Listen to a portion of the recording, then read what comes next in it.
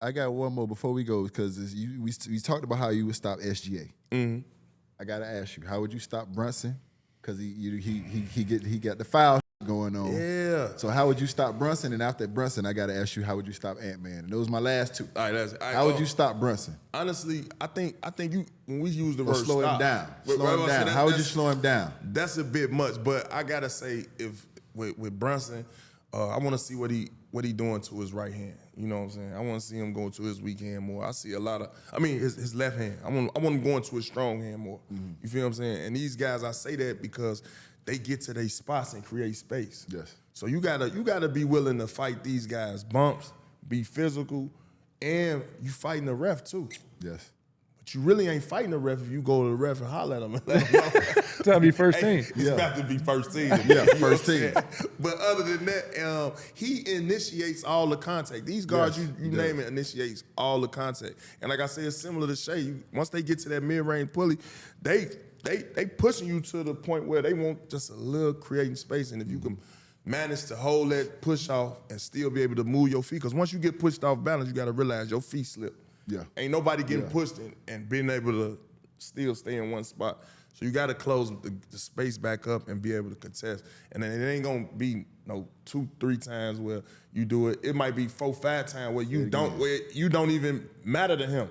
But the last 10-12 times of that those possessions of the game, I'm pretty sure that shot ain't as effective as it was earlier. He wearing on his ass. And as far as Ant, I think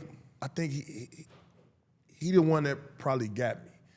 Like, cause it's like you can't, if he east or west you know what I mean? He could pull up from 40 now, you know what I'm saying? His range got extended. Then if you push him left, he might take off, go left and throw it on your head. Pop your ass. And then if he go right, he just as strong as going to the other way to dunk you the other way. You see what I'm saying? So it ain't really no weakness in his game. He figured out that trap, and they started sending them two at him. He figured that out. He figured that out. He figured it out. Start coming up with huge assists. I like that, but I don't know. He tough, bro. And I don't got no answer for that. Man, listen, I've never been first team, never been 20th team. 20th team. But I've watched a lot of basketball, right?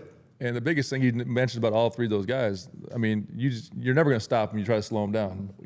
Everything I've seen in playoff basketball when you're successful with the best players, make them inefficient and keep them off the foul line. Exactly. Because you talked about both of them. Brunson lives at the foul line. Shea shoots 12, 13 of them a game, right? Ant finds, so it's trying to make them inefficient. Like they're more than likely going to walk away with 20+ points. Yeah. That's but like you said, you want that's those. before you put on exactly right. So what you want is a 40%, 38% from the field that night, and 6 free throws. That's winning your battle. 2-3 minutes of the game. But with that being said, that's hard as shit now. You got to get him there. Exactly right. It ain't gonna be easy to take him. No doubt. You ain't gonna be easy to take him there. But a point that you made that's great, and I think a lot of people don't recognize about offensive players, and you made this point, is a lot of people think when you're a left-handed basketball player, as a big, you want to come up and set the screen on their side so they can go to their left immediately. I always used to set the screen on D-Wade left hand. I always just set the screen on D-Wade right hand. So he go left. Because he's going to go left. Exactly. So I know I'm going to send him to his right just so he can cross over, go left, and get that step back and get to his spot with his left hand. So a lot of times I would set it on his strong hand just because I know he's going back left to get to that step back. Yeah. When you set that on Brunson's hand, I love what you said, because a lot of times if you set it on the left hand side, he gonna cross over to get to that right just so he can get to that step back. So send him to his left and try to keep him over there and go over there. Let's see how good. Because once you get in his pocket, you got too much. And I ain't worried about you finishing over none of the bigs. So and I know it's easier said than done. We just going over strategies here, but I love that strategy. East to west though. They east to west. Once they get that's what set them up to get into that little position where they want the bump and then the fade. So it's all about just really smelling this cologne early. Let's smell this cologne early. Let's get in there and smell this cologne early. Some dose. Oh yeah, come on.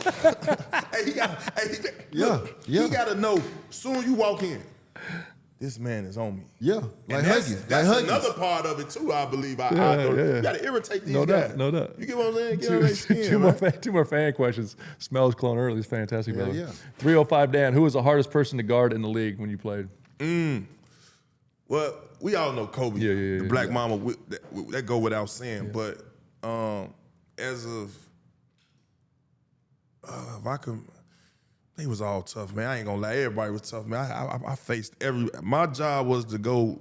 Yeah, you had the number one option every year. I mean, every game. The maxed out players. Whoever was maxed out at the guard spot, I had to. But if I had to pick, I'm gonna have to go KD, bro. And when I say KD, it's because it's like when they was running that pin down action. Fire. And if I get caught late, or if he catch it, whenever he catch it and he decides to pull, the contest of the shot is like when I reach my arm out there, it's like like right here in his forearm, and it's like I would foul him. I would get him to the line. You know, that's the cardinal sin in basketball. You find a 3-point shooter. So it was hard. And then he's 6'11", coming at you full speed with a pull-up. With a hezzy pole. How could you stop that? But then, not only that, when he come down at you full speed, he might slow it down. Yeah. Call for the pick, he rejects the pick. Man, now he into the pull-up. Now when he come off, if you get hit by that pick, he might take off upstairs on you. And that's the thing too, man. Like people want to talk about three-level scores now. There was no one better than him. His biddy was fire. 90% from 90 from the free throw. Trey ball was fire. Nice, At the rim, he was, man. Last question. What's your favorite defensive play in your career? There got to be one of them up there. My favorite defensive play? Oh, that's huge. I'm gonna tell y'all one. We was playing the Lakers 2010 finals, and you know Paul Gasol. He was out there working. He was out there working, and I had saw the play. He had got good position on Sheed in the post and was about to get a clean layup, and I came out of nowhere. I blocked it with my left hand and my right hand.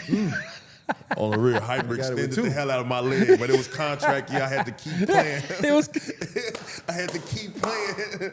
It was contract year. Man. Really got it with two. Man, listen, man. No extensions. I was like, yo, this might be the end, right? I got to make this one work.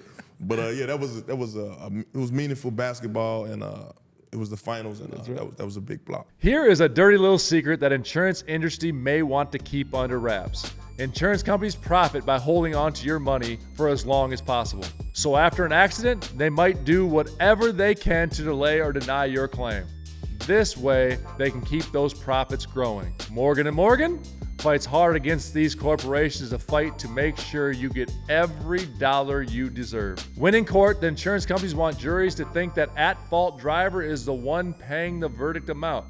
Meanwhile, it's really the insurance companies who are covering the cost. When Morgan & Morgan takes on a case, they're almost always going after the big insurance companies and not the individuals at fault. Morgan & Morgan fights hard for their clients, and these corporations know that. A recent client in Pennsylvania just received $29 million. That's $29 million. Insurer's best offer was $500,000. Another recent client in Florida received $20 million. Last offer, $0. There's a reason why Morgan & Morgan is America's largest injury firm. Hiring the wrong firm can be disastrous. Hiring the right firm could substantially increase your settlement. With Morgan & Morgan, it's easy to get started, and their fee is free unless they win. Just visit forthepeople.com/OGs or dial #law 529. That's forthepeople.com/OGs or dial #law 529.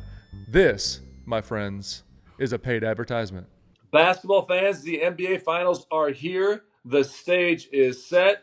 The stakes are sky high, and every shot could be the difference between glory and heartbreak. There's still time to get in on the action with my partners at DraftKings Sportsbook. Right now, new customers can bet just $5, and if your bet wins, you'll take home $300 in bonus bets. Download the DraftKings Sportsbook app and sign up using my promo code OGs. The crown is yours. Love the thrill of live betting? DraftKings has got you covered. Bet live on in-progress games right here as they happen. Make watching a game that much more exciting. If sports betting is not available in your state, don't worry. You can still join in on all the fun with DraftKings Pick 6 and have the shot to win cash prizes. Download the DraftKings Sportsbook app now. New customers use my promo code OGs and bet just $5 on any wager and get $300 in bonus bets if you win. That's promo code OGs only at DraftKings Sportsbook.